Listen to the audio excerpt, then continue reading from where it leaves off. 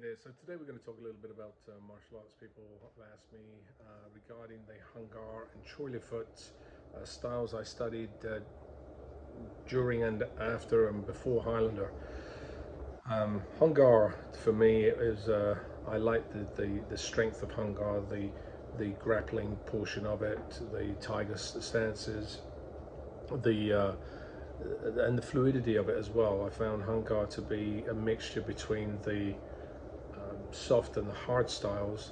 Um, Not that it was a soft style; it was mainly a hard style from way I looked at it. But it was also soft in its transition movements, and that really kind of I enjoyed the flow of it from going from one to the next.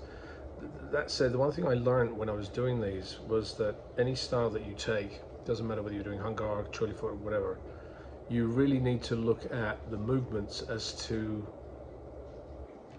the different levels that you're looking at.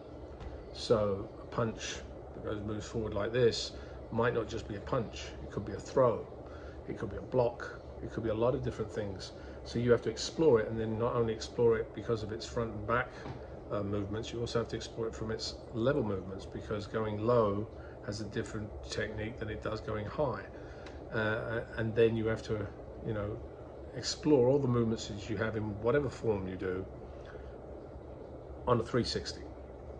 So that's something I enjoyed about Hung Gar forms, was that they were fluid in one direction and then moving to the second and then to the next. I didn't understand it for a long time. I was just moving from one motion to the next, to the next, to the next. And that really was not until I was, got the movements down, that then I started looking at what the movements did and how they affected coming from a different angulation or a different height. Choi Foot to me was for those of you that don't know what Choi Foot is, it was really designed for battlefield. It was designed for peasants who they didn't have the time to teach them to do any large movements. So they gave them these big movements, which was Choi Foot.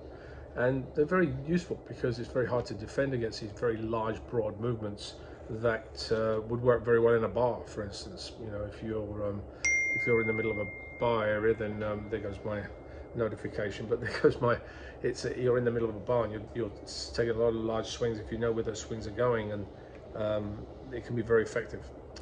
Anyway, those are the real basics of it. But again, I would look at everything from a 360 point of view. That's what we try to do at the Sword Experience now, is look at things. Okay, you're doing a sword motion here in front, but what about the sides, and what about behind you? So you really want to look at it from that point of view, because that's where you really explore a movement. And you could be doing a movement for like a year or 2 years, and then suddenly you start exploring height changes and 360s, and suddenly all of a sudden you start realizing how that movement can be very effective in a different position. Anyway, hope you enjoyed it.